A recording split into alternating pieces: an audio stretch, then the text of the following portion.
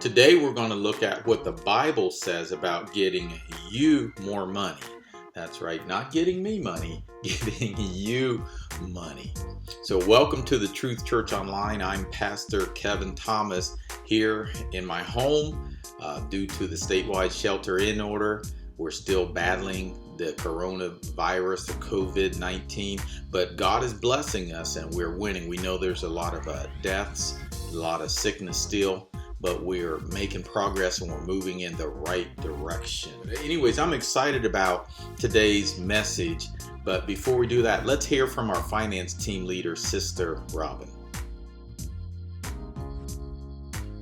Hi, Truth Church family and friends. Just here to remind you to be faithful in giving your tithes and offering. Remember, there are several ways you can give. You can give through Cash App or Zelle, or you can go to our website, get-truth.org, and you can give online. Again, just want to remind you, be faithful. We appreciate you. God bless.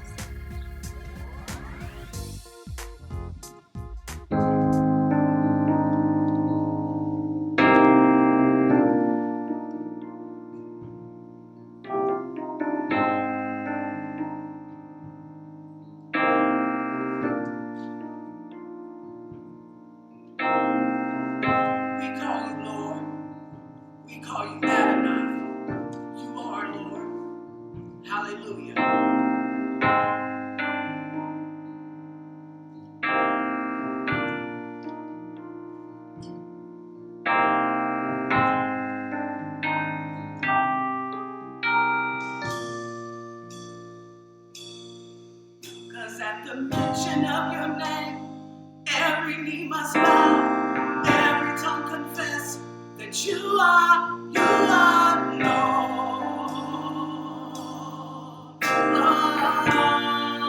Cause at the mention of your name, every knee, every tongue confess that you are Lord. Sickness has to bow, and at the mention of your name, every knee, every tongue confess, you are Lord. Say, Jesus, you are. Jesus, you are Lord. Say, oh, Jesus, you are.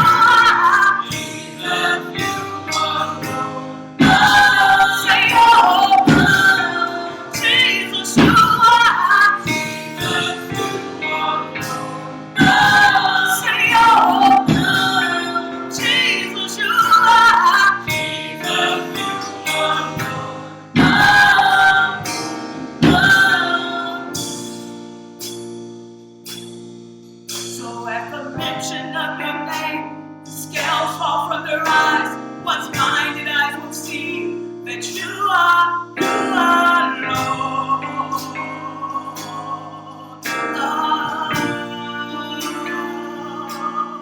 So at the mention of your name, the scales fall from their eyes. Once blinded eyes will see that you are Lord. Say, Jesus, you are. Say, oh, Jesus, you are.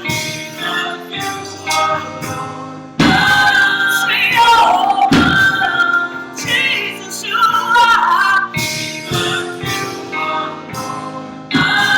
Say, oh, Jesus.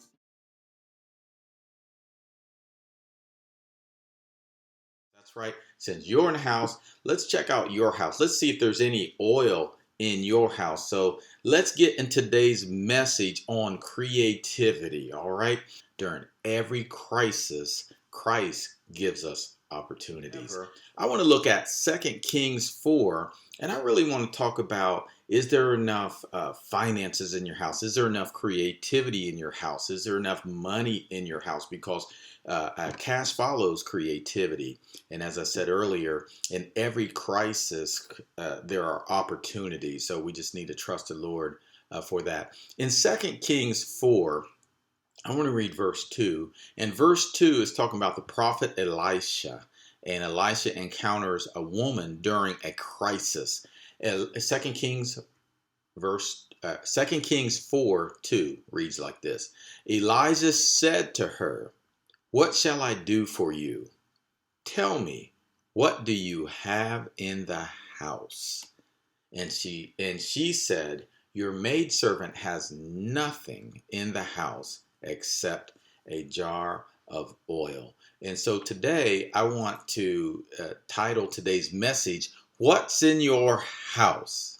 What's in your house? No, I'm not being nosy. I'm trying to help you. And so what's in your house? Creativity is the key to your success when you see no obvious path to victory. All right, verse 3. Then he said, "Go borrow vessels at large for yourself from all your neighbors, even empty vessels." That's what, when he says even, he's saying, I'm talking about empty vessels. He says, "Do not get a few." I like this. This is the plan. So he says, go borrow. But when we pause and we think about this, we're saying, is the man of God telling this woman to go borrow? I mean, debt's the problem. And so more debt seems like the last thing that this widow, now single mother of two, needs. But he's telling her to go borrow.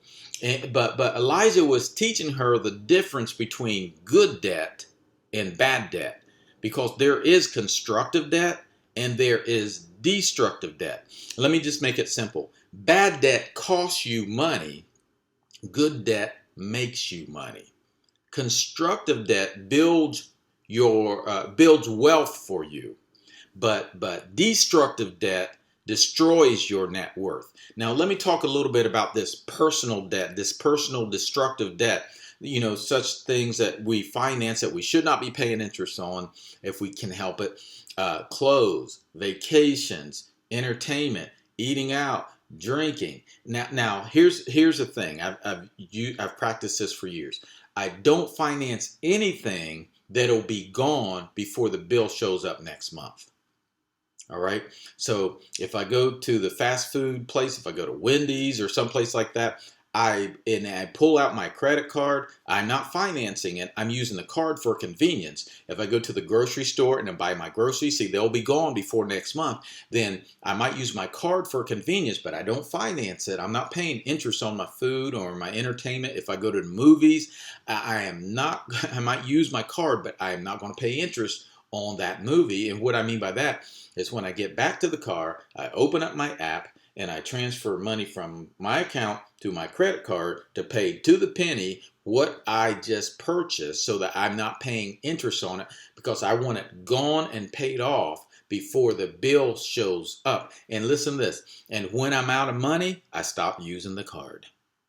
Because I don't want to add destructive or bad debt. And we know that there's also business debt.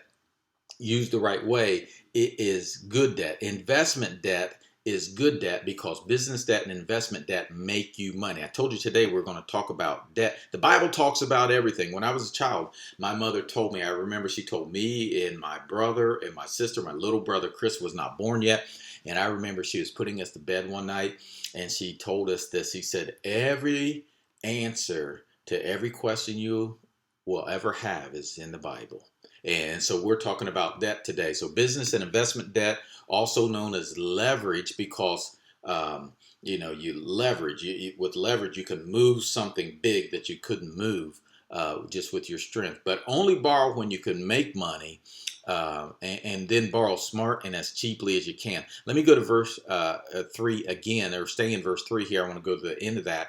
It says again, then he said, go borrow vessels at large for yourselves. I hope you're rethinking this debt thing. I mean, because we are in a crisis. We don't know what our economy is going to look like. And so we need to be smart. We need to be smarter. God is saying, I'm giving you resources, but you need to be resourceful and you need to be wise. You need to be biblically wise. That's why we're in this today. But he says, do not get a few, but he says, go borrow vessels at large. That's what it says in the New American Standard Bible. And at large just simply means outside your house. So he's saying this. First, exhaust what's in your house. You have cell phones, you have computers, or you know somebody that has one. He says, some of you complain because you say you have clutter, things that you need to get rid of out of your house. And I'm going to ask you this. Why do you keep that clutter around? All right. Do you know that clutter is valuable? And you know how I know it's valuable? Because you won't get rid of it, because you see value in that clutter. You won't get rid of it because you think that there's some value in that clutter. Creativity is the key to your success when you see no obvious path to victory. All right, so the first one is exhaust what's in your house. Number two, and with your cell phone or your computer or somebody that you know that has a cell phone or a computer, a smartphone, you could sell this stuff on eBay or let go or simply put it on Facebook. People sell things on Facebook. And if you say, I don't like technology, well, it's getting warm, have a yard sale. Get rid of that. There's some value in there. And third, after you exhaust what's in your home, then that's when you look outside. All right. So he says, go outside, borrow some vessels. And she says, I have nothing except a jar of oil. He says, go get a lot of empty vessels, borrow them from your neighbors and your friends. I told you I'm not going to try to be too long today. Just want to encourage you to be creative during this crisis. There's opportunities that are going to come out of this. Yes, there's a lot of sadness. There's a lot of fear. There's a lot of stress. But there's also, inside of every crisis, there are opportunities. But you have to be creative to see them, because new things, new times are occurring. We're seeing things that we've never seen before. So that means we're going to need things that we've never needed before. All right. So verses 4 through 6. I want to look at the process. Look at the process that the man of God gave her.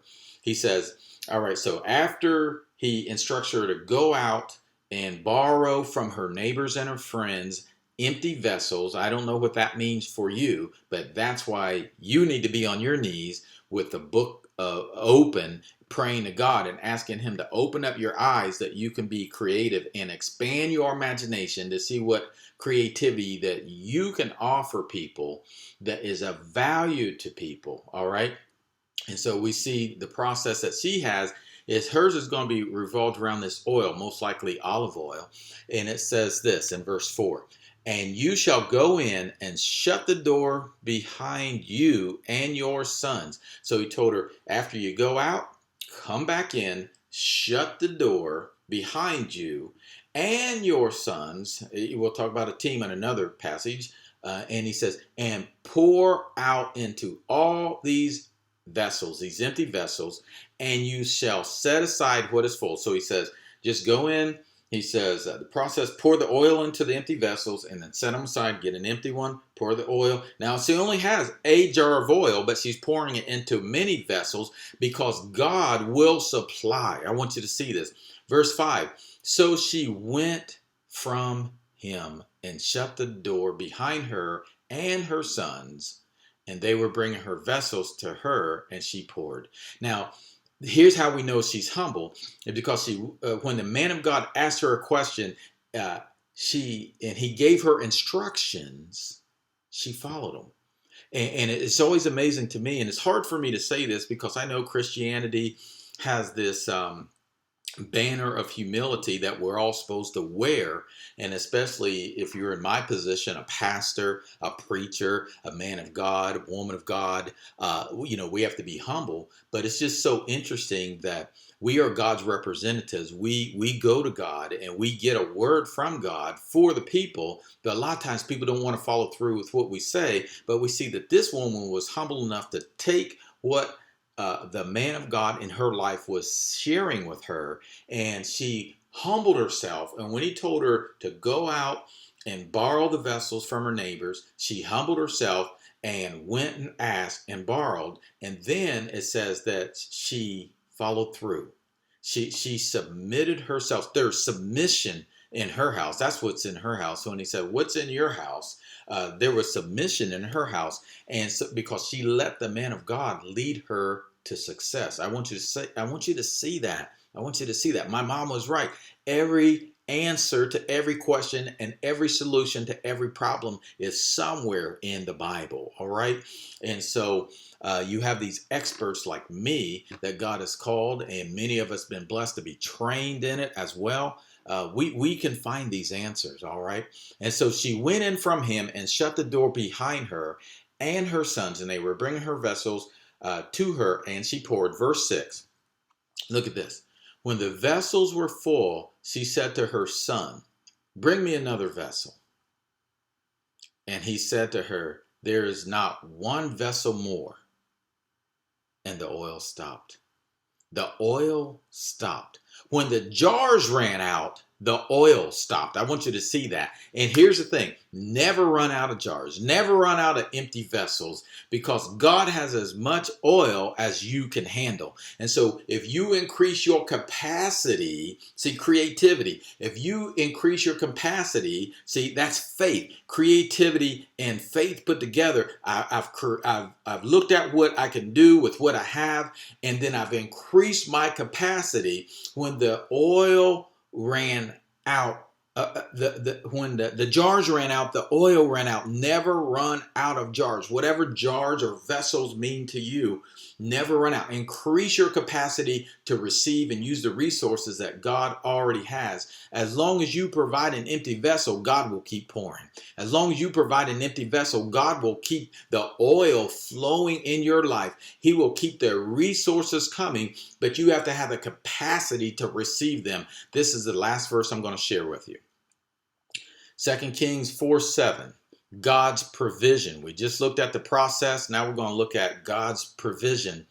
And now remember, creativity is the key to your success when you see no obvious path to victory. Because of time, I didn't really have time to talk about how God is the creator. That's how he starts off revealing himself in Genesis 1. When we get to John 1, we see that Jesus is the creator in flesh. Go ahead and read John 1, read Genesis 1. You'll see that. And so we're just being like God. There's a Latin phrase, it's ex nihilo. In other words, he made something out of nothing. That's creativity. You can look at it and you can say, I have nothing except a jar of oil. We can make something out of nothing when we behave like our creator. And so verse 7 again, it says, then she came and told the man of God. So she went and she did what he commanded her to do. And then she came and reported back to him once she had finished. All right. That's accountability. I'm not going to talk about that, but that is spiritual accountability. And that's why this woman was blessed in the middle of a crisis. Her husband, who was a preacher, one of the sons of the prophets, we would put it this way. He was in seminary. That's kind of what that means today. He was in Bible college.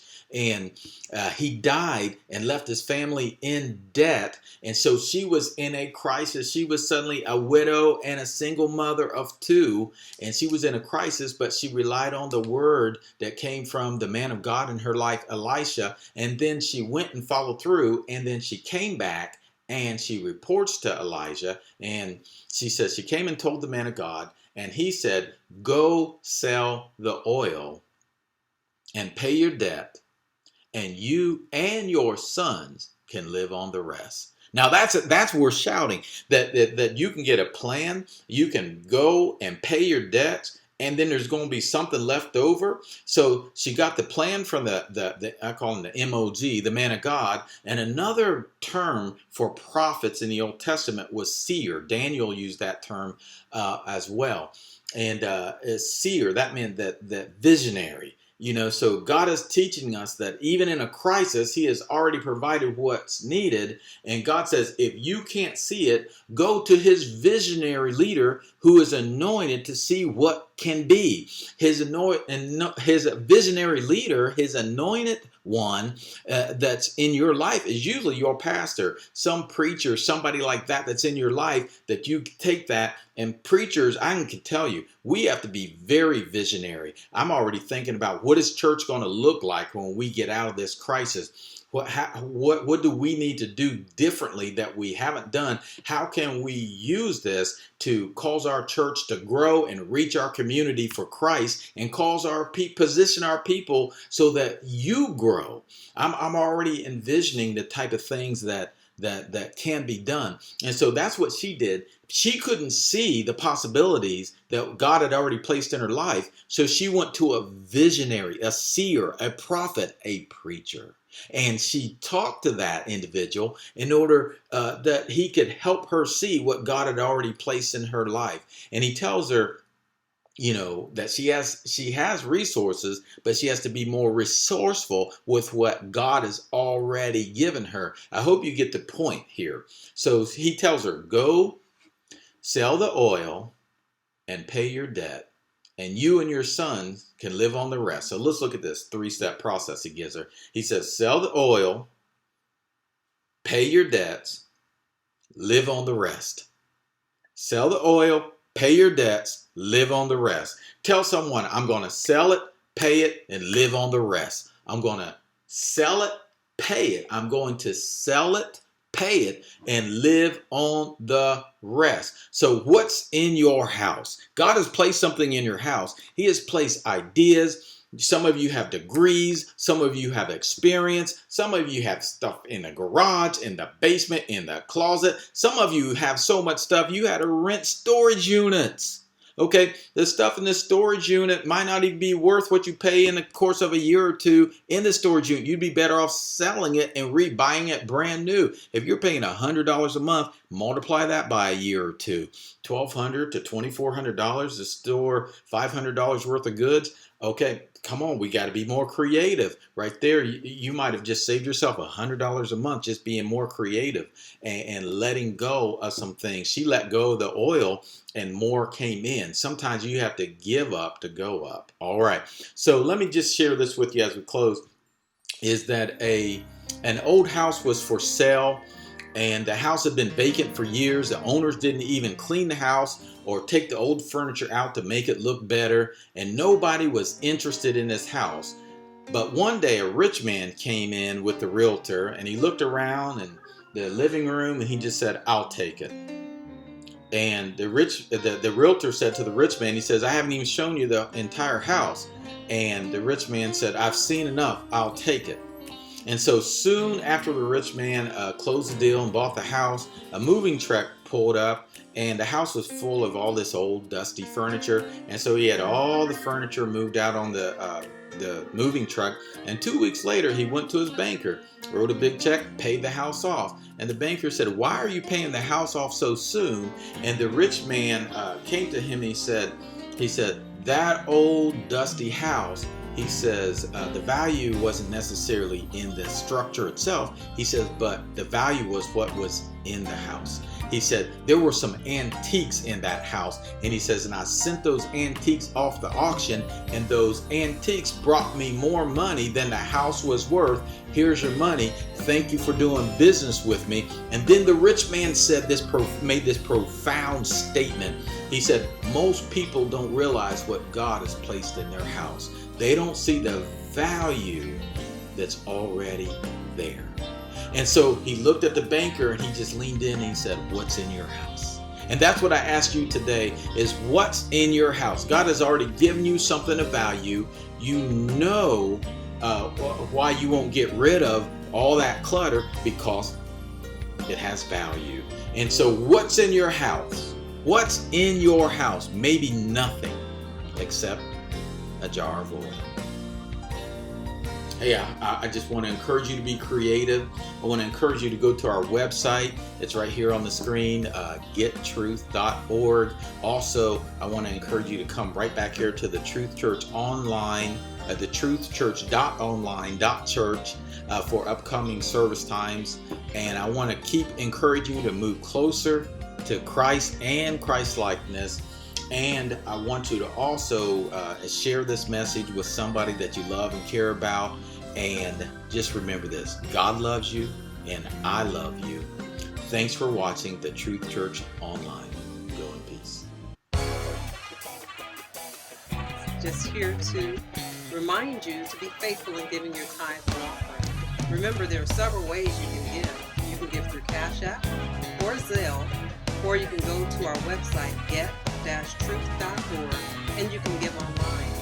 Again, just want to remind you to be faithful. We appreciate you. God bless.